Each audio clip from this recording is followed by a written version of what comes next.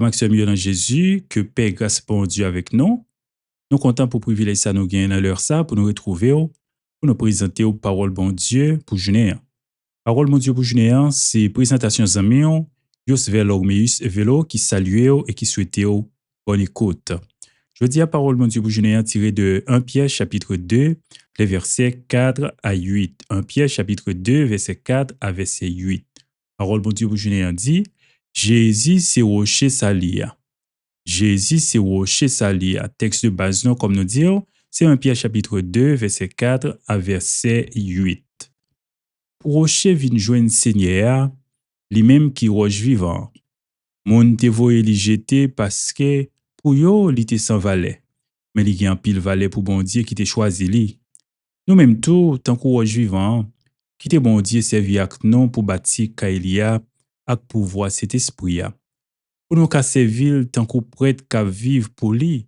Comme ça, que Messie Jésus-Christ n'a offert bay bon Dieu offrande qui sorti dans que nous, offrande qui pour faire le plaisir. C'est peut-être ça nous joignent ça écrit dans le livre là. Mais li, moi mettez un roche dans mi-temps pays ici. Un roche coin, moi-même moi choisi et puis qui gagne en pile valet. Moun qui mettait confiance dans lui, pas jamais sorti honte. Pour nous-mêmes qui mettons confiance nous dans roche là gagne en pile valet. Mais pour moun qui pas mettre confiance dans lui, ça qui écrit dans le livre là pour arriver vrai. Roche moun qui t'a bâti yo te voye GTA, c'est lui même qui tourne roche qui kembe kay là. C'est un roche qui a fait moun bité, yon gros roche qui a fait yo tomber. Yo bité parce que yo pas écouté parole là. Eh ben, c'est ça qui te serré pour yo. 1 Pierre chapitre 2, les versets 4 à 8. Songez parole bon Dieu pour journée. Jésus c'est rocher salut. 1 Pierre 4, verset 1 Pierre 2, verset 4 à verset 8. 1 Pierre chapitre 2, verset 4 à 8, eh bien, comme nous sommes capables de constater, il est tiré de premier épître de l'apôtre Pierre aux chrétiens dispersés et dans différentes régions qui étaient vraiment à pas persécuter. Eh bien, alors, et l'apôtre l'a écrit pour capable encourager. Pas probablement, apôtre Pierre était écrit vers les années 62 à 64 après Jésus-Christ. Probablement depuis Rome. Et il était écrit en Pierre, par exemple, nous sommes capables de regarder dans 1 Pierre 5, verset 13, et il était probablement à Rome, à Babylone, mais il était écrit à des chrétiens dispersés en Asie mineure, et probablement à Ponte, à Galatie, à Cappadoce, etc. Donc, communauté Sao était composée de chrétiens juifs et païens, des juifs et païens convertis au christianisme. Et ils ont subi un pile persécution sociale et parfois même physique à cause de foi. Apôtre Pierre a cherché pour fortifier eux, pendant que il a rappelé identité dans Christ et également vocation eschatologique que yo gen. Ça veut dire vocation yo dans les événements à venir. Donc passage ça 1 Pierre 2 verset 4 à 8 l'inscrit dans une section plus large. Dans 1 Pierre par exemple, 1 Pierre et chapitre 1er à partir de verset 13 pour arriver dans 1 Pierre chapitre 2 dans verset 10 là. Donc et passage ça il traité de sainteté, de l'identité du peuple de Dieu et également de la centralité de Jésus. 1 Pierre chapitre 1er, verset 13, pour arriver dans 1 Pierre chapitre 2, verset 10. C'est dans le contexte ça que 1 Pierre 2, 4 à 8 situé.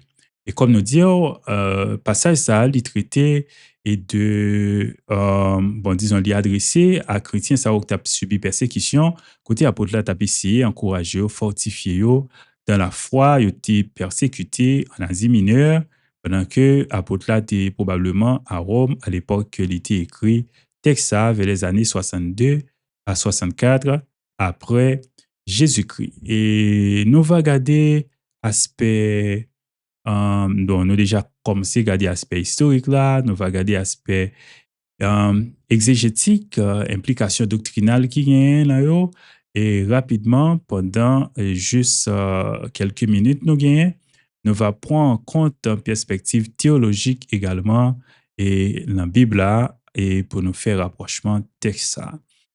Et nous disons déjà, apôtre la tapé chrétien ça a été persécuté en Asie mineure pour être capable d'encourager en majeure partie des juifs et païens convertis au christianisme. Eh bien, image ça que l'utiliser, image de la pierre, qui tirée de l'Ancien Testament, dans Ésaïe 8, verset 14, par exemple, et également dans Ésaïe 28, verset 16, dans Psaume 118, verset 22, nous trouvons image de la pierre. Et l'y refléter en ça nous t'a capable exégèse christologique typique des premiers chrétiens. Là, on dit exégèse christologique typique là, c'est pour montrer que il parlait de identité ou bien nature Jésus-Christ. Donc, apôtre Pierre, en tant qu'apôtre, il utilisait texte ça pour montrer que Jésus lui-même lui accomplit les promesses messianiques. Et on nous regarde, par exemple, en verset 4 là, et qui ça lui dit, approchez-vous de lui, pierre vivante, rejetée par les hommes, mais choisie et précieuse devant Dieu. Donc, lui utiliser approchez-vous, pierre vivante. Ici, c'est de la christologie. Christologie, c'est ça qui traitait, doctrine qui traitait de la nature de Jésus. Donc, apôtre Paul présentait Jésus ici comme étant la pierre vivante. Donc, il y a un titre qui soulignait et aspect de résurrection Jésus. Jésus qui pas mourir, qui pas dans le tombeau, mais qui vivant. Donc, ça qui montrait divinité. Divinité, par exemple, thème choisi par Dieu. Donc, et texte ça, eh bien, vivacité de pierre ça, les contraster avec les pierres inertes et des temples païens, par exemple, ou même du temple de Jérusalem, qui t'a pour le détruit en l'an 70 après Jésus-Christ. Alors, dans verset 4 là, nous voyons comment que je mettais accent sur nature Christ ça. C'est une pierre vivante. Donc, il n'est pas mort, il est vivant pour montrer l'aspect et de résurrection Christ là. Et il y a un aspect également de sotériologie, c'est doctrine qui traitait et question salut, question monde, comment monde capable de sauver. Donc, apôtre là fait appel pour que nous approchions de Dieu, d'y impliquer une relation personnelle et salvatrice avec Jésus. Donc, Jésus comme unique médiateur entre Dieu et l'humanité. Nous trouvons ça, par exemple, dans Hébreux chapitre 4, verset 14 à 16. Et il va utiliser thème et également le rejet de Christ. Il a rejeté Jésus-Christ. Donc, le rejet humain. Par exemple, la crucifixion, il n'a pas accepté la divinité de Christ là. Et ça qui fait référence à un rejet de également un salut, parce que en Jésus vient le salut. Donc, l'apôtre là lui-même, lui parler de ça dans verset 4 là, tout ça. Et puis dans verset 5 là, il dit, et vous-même comme des pierres vivantes, édifiez-vous pour former une maison spirituelle, une saint, un saint sacerdoce. Donc, verset 5 là. Donc, là, c'est ecclésiologie. Donc, doctrine de l'Église. L'Église, c'est une maison spirituelle, une communauté organique et qui pas juste un lieu physique. Par exemple, nous, chaque chrétien, nous formé et l'Église, nous, c'est temple Saint-Esprit. Donc, l'idée ici, c'est un peu différent du judaïsme qui était centré sur le temple hein, et pendant que il était anticipé destruction li. Donc, véritable temple spirituel. Jean chapitre 4, verset 23, 24. Donc, et il y a mentionné ici, là, aspect de sacerdoce universel. Donc, tout croyant, il y a aussi des prêtres. Donc, Jésus fait de nous, sacrifice Jésus a fait de nous un royaume de sacrificateurs pour Dieu le Père. Oui, donc c'est un concept révolutionnaire qui démocratisait l'accès à Dieu. Exode 19, verset 6, par exemple, Apocalypse 1er, verset 6. Donc, les sacrifices spirituels, louange, sacrifice de louange, sacrifice d'obéissance et les offrandes, eh bien, ils ont remplacé par cette nouvelle alliance en Jésus. Et puis, li genyen l'idée côté que, par exemple, les croyants ils ont constitué des pierres vivantes également parce qu'ils ont participé à la nature de Christ par la régénération. En Pierre chapitre 1er, verset 3. Donc, union yo avec Jésus rend yo activement et fait partie de plan rédemption bon Dieu. Donc, yo accepté médiateur là qui c'est Jésus, alors yo vini ça nous t'a appelé ambassadeur Christ là. Verset 6 dit car il est dit dans l'écriture voici je mets en Sion une pierre angulaire choisie et précieuse. Donc Christ c'est la pierre angulaire. Donc citation de Ésaïe chapitre 28 verset 16 qui mettait en avance la souveraineté de Dieu et dans l'établissement de Christ comme fondement. Donc, Sion, songez, il symbolisait Nouvelle Jérusalem céleste. Hébreux 12, verset 22. Donc, il élargit la promesse d'Israël à tous les croyants. Et encore, nous avons un aspect de foi et d'assurance.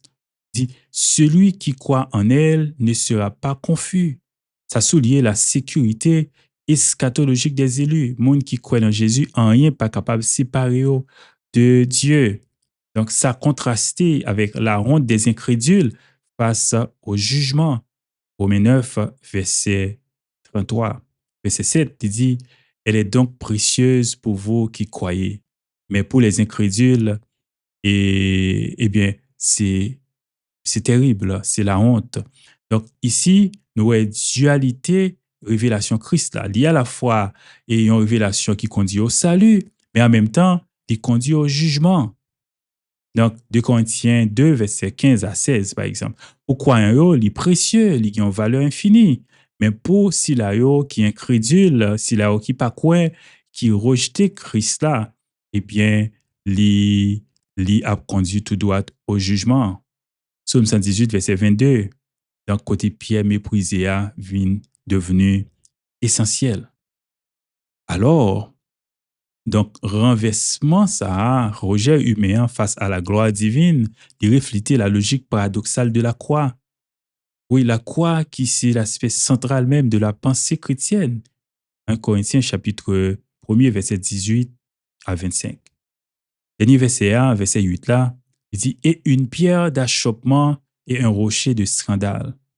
Donc, l'idée de prédestination citée ici, parce que Foisa et il dit c'est à cela qu'ils ont été destinés. Remarquez, il soulevait question de souveraineté divine et libre arbitre. Il y a des gens qui disent, bon, non, nous avons libre arbitre, nous devons choisir. Il y a des gens qui disent, les gens qui pour sauver, ils ont déjà sauvé ou bien ils prédestinés. Je dis, en réalité, nous pas connaît les gens qui prédestinés et par conséquent, nous besoin prêcher l'évangile à toute la création. Monde qui croit, c'est eux-mêmes qui va sauver, c'est ça la Bible dit non. Alors, nous besoin prêcher l'évangile. Donc, c'était une idée de théologie réformée de Calvin qui était indiqué élection divine incluant le rejet des incrédules. Donc, là, en perspective arménienne, notre capable, eh bien, en nous comme étant conséquence de leur refus volontaire de la grâce. Donc, jugement, c'est parce que vous rejetez le rocher du salut qui c'est Jésus. Alors, on fait face au jugement. Donc, c'est pas que bon Dieu qu'il faut rejeter, mais comme conséquence de rejet saluaire, eh bien, on vient faire face au jugement divin. Isaïe chapitre 8, verset 14. Donc, Jésus, c'est un pied d'achoppement aussi là-haut qui pas quoi parce que rejet parole là lui menait à la condamnation. Une idée cohérente avec Jean chapitre 3, le verset 18. songez, parole bon Dieu pour Junéen, dit, parole bon Dieu pour Junéen dit, Jésus c'est rocher salut. Donc Jésus c'est rocher salut. Donc c'est dans Jésus nous capables de sauver. Alors, pas oublier, en Pierre, chapitre 2, verset 4 à 8, qui c'est texte de base non, eh bien euh, c'est une base même qui montre comment que en Jésus, nous sommes capables de trouver le salut, mais rejeter Jésus a fait que nous rejeter salut, ça a conduit nous au jugement et à la condamnation. Donc, c'est important pour que nous comprenions ça. Donc, et pas gagner l'autre nom par lequel nous sommes capables de sauver, sinon que le nom de Jésus. Ou même qui a coûté nous dans leur ça, nous invité à accepter Jésus comme sauveur et Seigneur dans la vie. Comme ça, ou pas le faire face au jugement de Dieu, mais plutôt, on va trouver le salut en Jésus et en Jésus seul. Parole bon Dieu pour Junéa. Jésus, c'est rocher salut. C'est des amis en Yus Velo, mais c'est Velo qui a présenté parole bon Dieu pour Junéa. Invite avec la paix de Dieu, que bon Dieu est capable de combler de ses plus riches bénédictions.